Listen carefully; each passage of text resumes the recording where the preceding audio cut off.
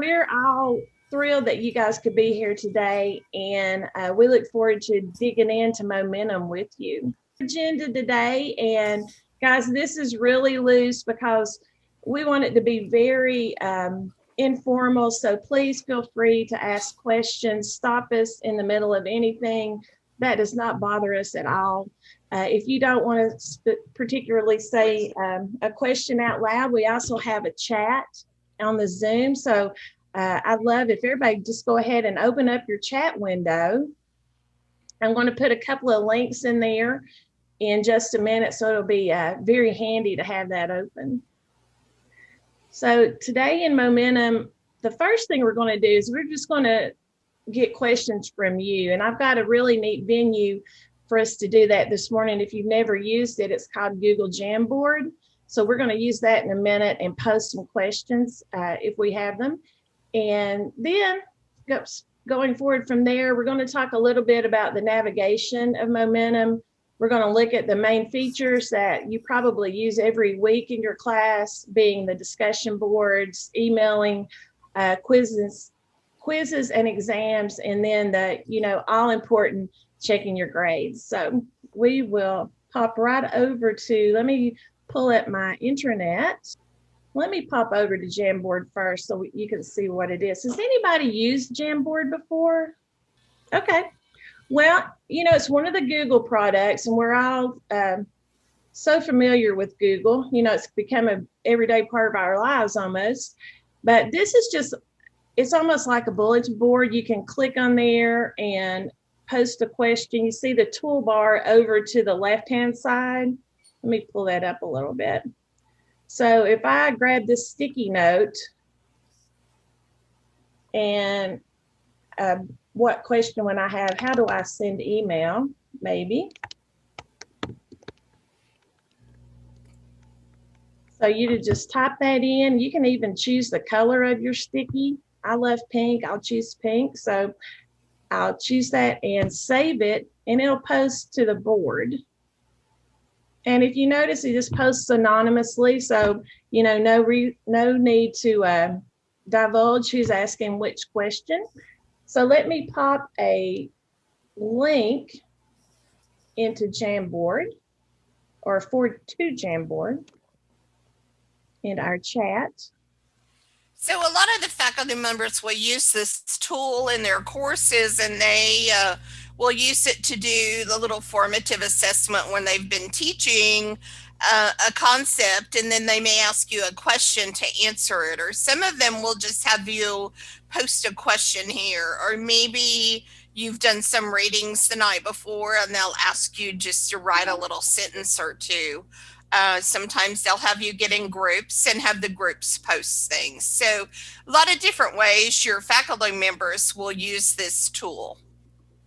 It's a really neat tool too. If you guys, if you have a group project going on and you want to leave notes for each other, really neat tool for that too.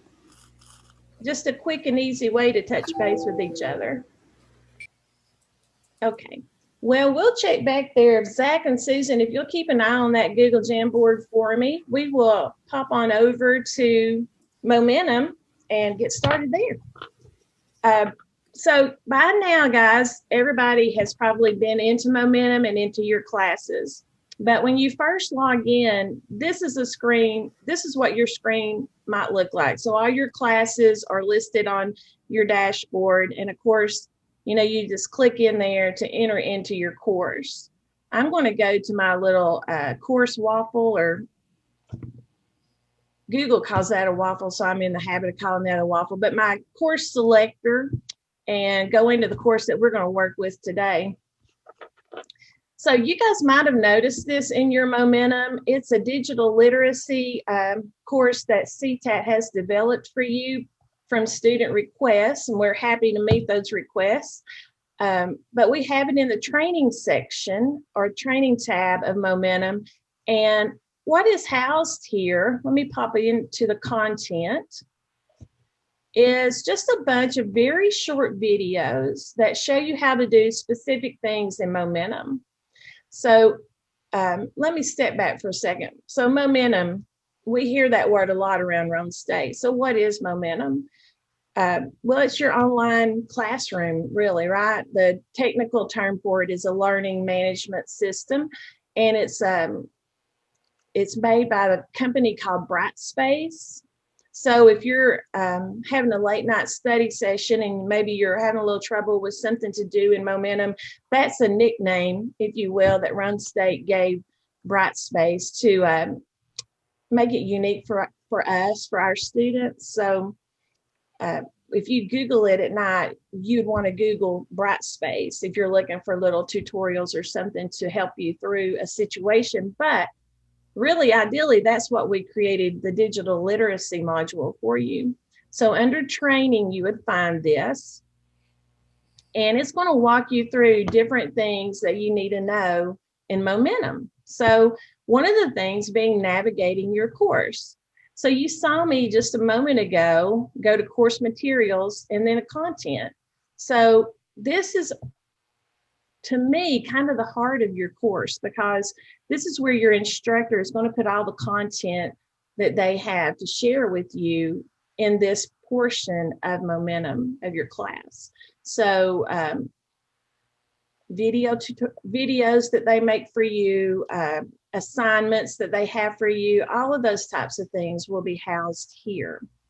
So if we look at the left-hand navigation, your instructor will set this up in different ways. So I've worked with faculty members that set it up similar to the way we have it set up, and that's per topic. I see them set them up on a week-by-week basis, which is nice. So all kinds of different ways, because just like we're all unique, each of our faculty members is unique in how they would present the material to you. But I would really encourage you in the beginning of a course to just go in and pop into the different modules that are open to you and really take an inventory of what's there and kind of get a feel for how your instructor has it set up. So similarly to how the left-hand navigation is set up, can be set up in a unique way, that's true too of this navigation menu at the top. So this is a standard setup that you will see often throughout your courses, but there are instructors who like to specify that to their class as well. For instance, in a class that I teach, I will pull content, I'll pull it out and add it to this menu just to make it, one less step to get to that link. But I just want you to be mindful that this can look different, but you will still find the same information there. And again, that comes in when you enter into the course at the beginning of the semester, kind of like we are now, and really get in there and familiarize yourself with how that course is set up. Okay, so any questions this far? Anything on the Google Jamboard, guys? Okay, well, let's trudge on then. Okay, so one of the important areas in a lot of our courses is the discussion board.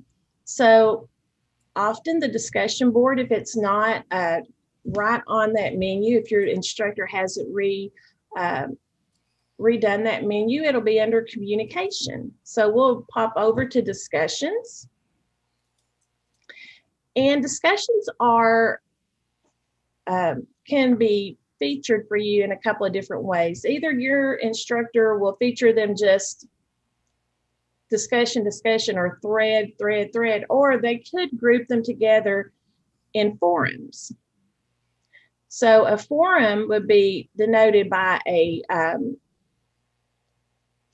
header and a little description of what that forum contains. So for instance, if an instructor organized it by unit, they could have a unit 1 forum and have several topics under that forum, and a unit 2, and so on. So it's just really an organizational thing. A lot of times, if they're sending you to a discussion, in that content section, they'll have a link for you, so it'll take you straight to it. If it doesn't, and they just direct you to go to the discussion section, we would recommend you just look for the title of the discussion that they've asked you to participate in. So in this list, we will pop into a short bio example. So here we are inside of this discussion, and a couple of things going on here. So we've got the title of it. We have a description and quite often the instructions of what they want you to comment on here. And then we see one of our classmates, at least one, has already commented on this discussion. So a word on that is your instructor has a couple of different ways they can feature how you comment or how you participate in the discussion. One is they have a setting where you won't be allowed to read other students' comments until you post a comment or a thread. So until you respond to that discussion. Or otherwise, you'll be able to go ahead like we can and see other people's posts before we actually post. So if you get in there and there's nothing there, don't be alarmed, because it could be that they won't let you see other people's posts until you post. So that's a common philosophy among the faculty members. So let's read what this post is. So I can see, just a couple of lines of it, but if I click the more button, then I can see the rest of what they have commented. Now, when I'm ready and I've gotten my thoughts together and I want to make my post, then I'll go ahead here to the blue button. I'll start a new thread and I can post back. I want to be sure and put a subject, and then I'll post the body of my post. Okay, so in this little text window, you notice the menu above has a lot of the same tools that we see in Word. If you are a Word user, you get a free subscription to Microsoft Office with your tuition at Roane State. So a lot of us are familiar with these tools. So you can change the font, you can change the font size, color, etc. So you can make that a little unique to yourself. And then you want to be sure, if you need to keep up to date on this discussion, you want to subscribe to the thread so you'll be notified when people comment on it. And next is add attachments. So if you have been, say you're in art and the instructor has asked you to visit a museum, either in person or virtually, and grab a picture or two of some artwork that you take a look at and comment on it and share those pictures, then you would do that here. So you could upload that picture, or you can record a response to a writing prompt. So some nice choices there. And then we go on down and post to this thread. You can also post this response to two different threads, although that's not a common occurrence. So the important thing here is the post button. So once we click it, then we have posted our response, and you should see it immediately. If you don't, then you probably need to go back in and try posting it again. So that should be an immediate occurrence. Okay, questions on posting and discussions? There's a question on the Jamboard, Misty. Awesome, let me pop over there. Is it possible to set up reminders in Momentum? Yes, it is possible. Thank you, Laura. Awesome question. So to set up a reminder or a notification, one of the really good ways is to go ahead and subscribe to that discussion board. Also, under your profile in the upper right-hand corner, we go to notifications. And here is just a wonderful area to set up almost any type of notification that you would want to receive. We really encourage you to download the Pulse app. So that's good for Android or iPhone users. It's a free app, and you can set up the frequency of how you are notified about different goings on in Momentum as frequent or infrequent as you would like it to be. So links there to download the Pulse app to your phone. So moving on down though, you can really specify how often. So how often, maybe I want a weekly reminder. And then you can be very specific, what day, what time do you want reminded? And then below that, you can specify the instant notifications. So a lot of faculty members are using Activity Feed because they love it, because it's almost like texting with you guys through the Pulse app. They will push out notifications to you, and then you can actually respond on your phone. So you might want to go ahead and activate that. Oh, I don't have a phone number registered in this for this account, but you would click on the SMS, which is just computer speak for text. And then you can go down this list. You see there's quite a few notifications you can set for yourself. You can be notified when your grades are there, when quizzes are posted and they're ready for you to take, etc. So this is a wonderful section, and that was a great question. So when you're finished setting your notifications, you would go down to the Save button and click it, and those notifications will be set. And once you set them, also, you can go back in and edit it. If you find it's either too frequent or too infrequent, you're getting your notifications, you can always go in there and edit that. So, and CTAD, if you need any help with that, we're always happy to help you with those settings. Okay, great question. Thank you. Okay, so let's go to email. Such an important part of your class experience, because a lot of faculty members, that is their primary way they communicate with you. So here we are in the email system, and actually let me pop out of this view because I'm pretty certain I have email in the other view.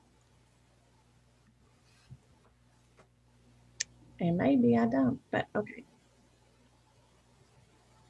Okay, well, here we are in email. If I had a message, if I had messages, then they would be here in this message box. If I have multiple courses, then I can go to the filter, and I can actually look at other courses from within this course as well. So you would see sometimes my students have a problem because this section, see how that bar moves up and down?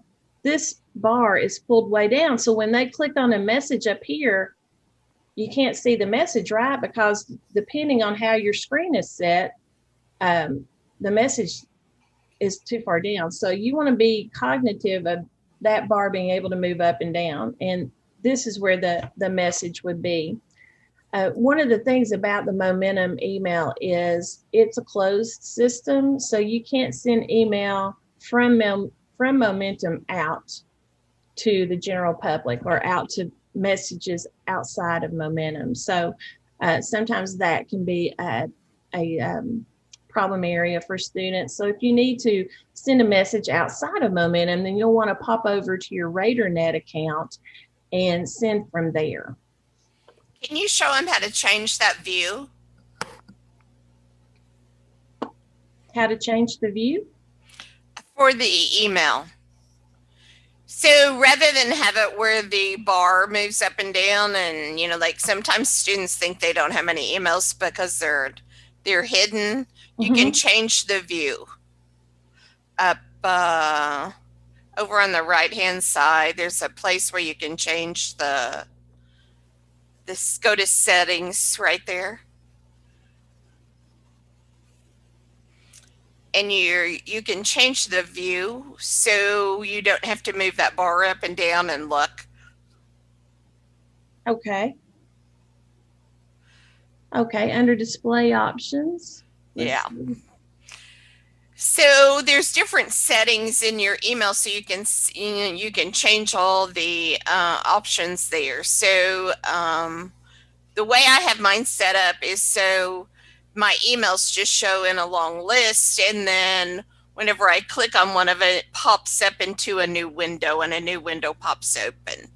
The biggest thing I think, and I always try to tell my students, is that the way the setting was that you have it, a lot of times you open it up and you don't see anything, and it's because that bar you have to move that bar up and down all the time, Yeah. especially if you're on a laptop or something with a small window.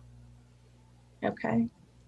All righty. Well, that's an excellent point. So,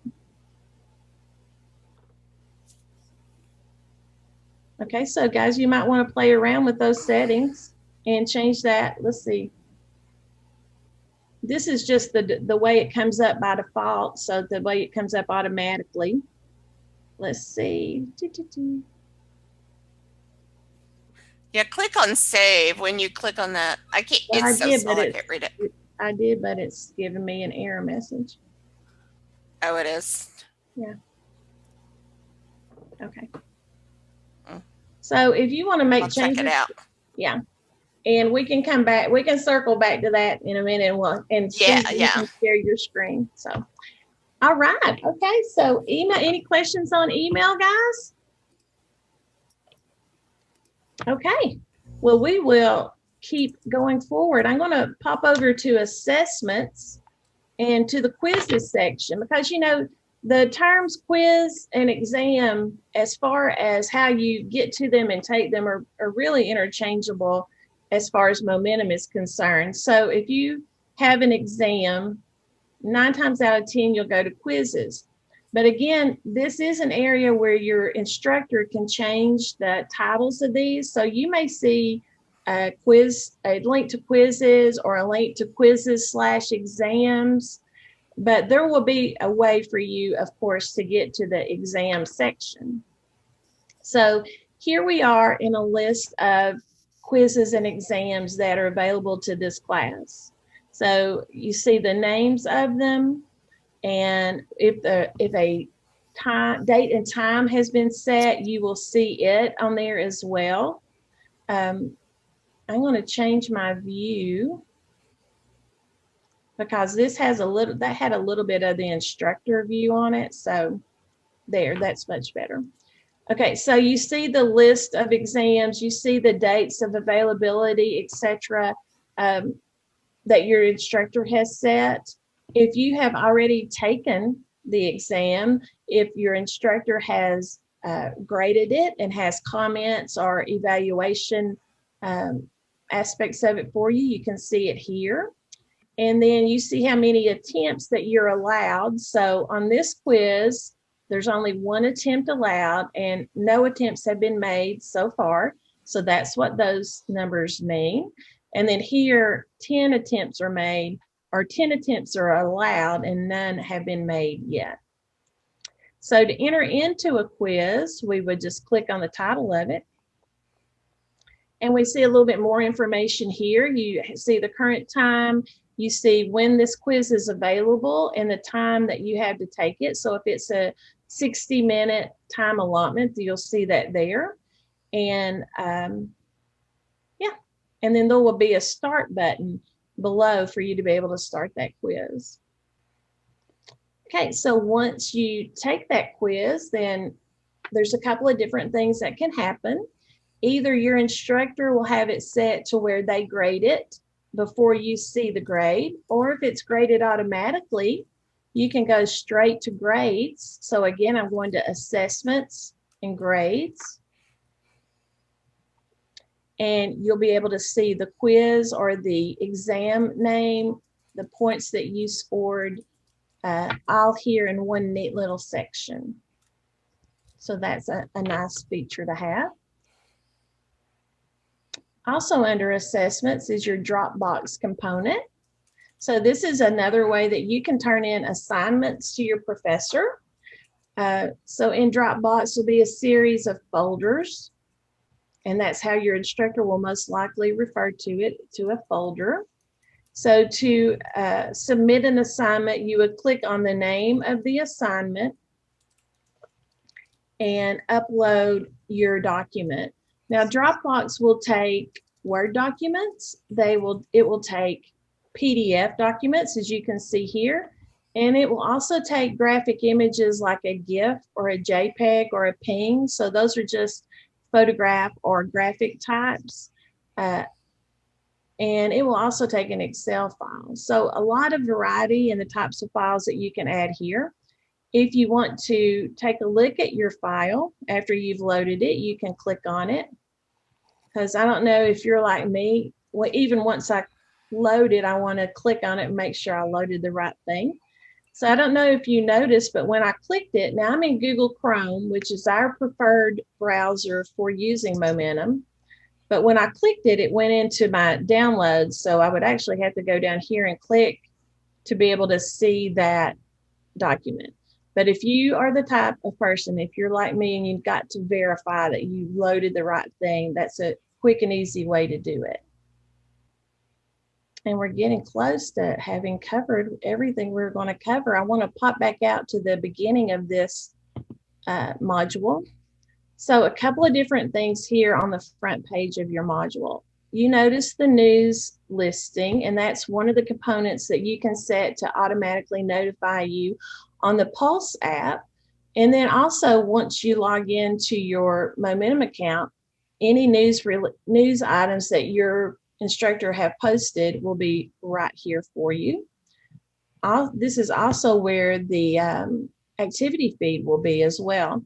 Now, the homepage or the homepage for your course is another area where your instructor can kind of recalibrate the look and feel of it. This is a standard look, I think, for most courses, but some instructors will switch things around, like the news may be over here in the right-hand column and the activity feed as well. But just know that once you log in and you kind of familiarize yourself and get your bearings, that should stay consistent throughout the semester, consistent in the format, but then the information will change. So it's a really good idea to log in at least daily to check the news. If you don't have it coming to your Pulse app, to check any news or postings that your faculty member or your professor may have made, and check your calendar for due dates and so forth.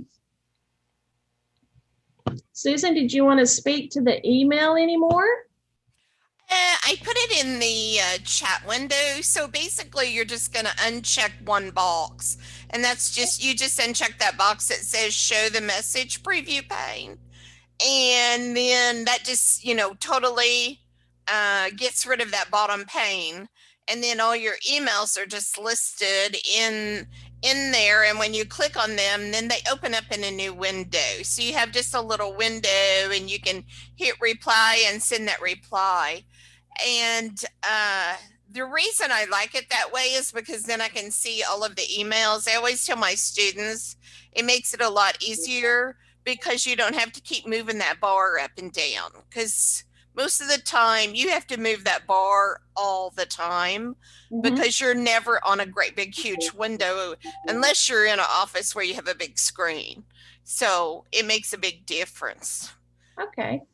Did we talk about the quiz? If your quiz freezes up, that was one thing I wanted to make sure they knew about.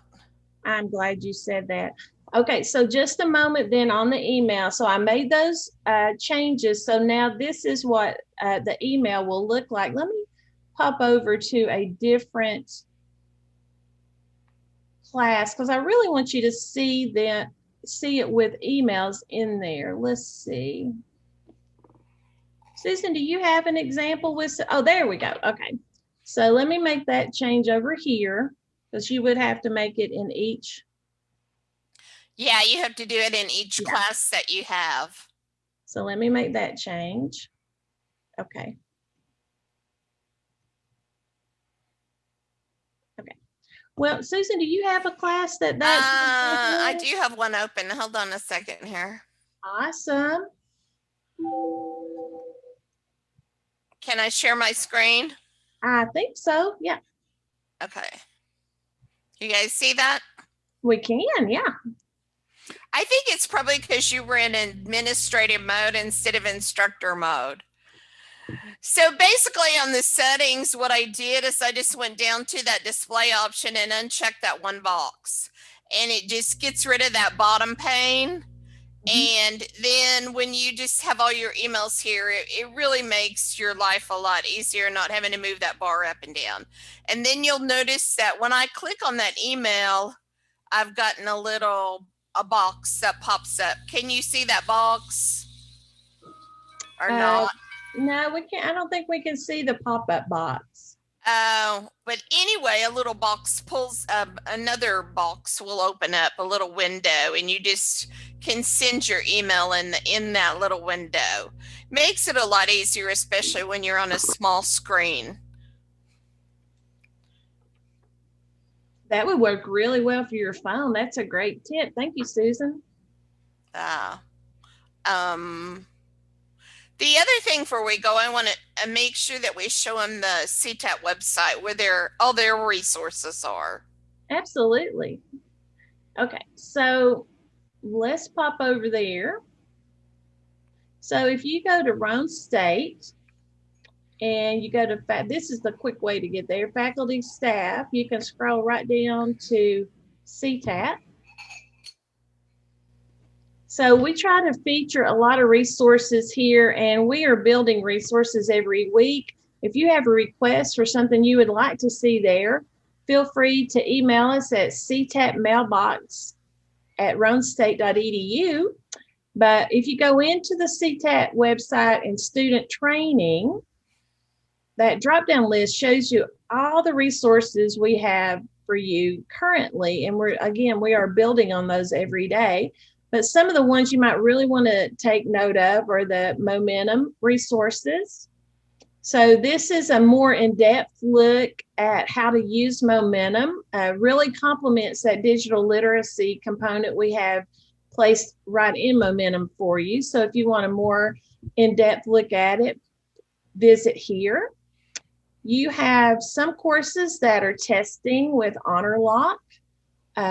So that is a link here for you. Tells you all about how to set up your HonorLock, how to check your computer for compatibility and so forth. So lots of good information there for you.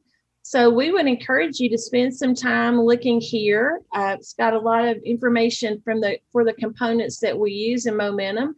Here's some information on Turnitin. You might have, if you've had an English class or a history class in particular, you might have seen that Turnitin is a tool that some faculty members use for your papers and so forth. And then UCU, a lot of faculty members are using that for in-person or live, rather, class meetings as well as Zoom. So we have information on Zoom there as well.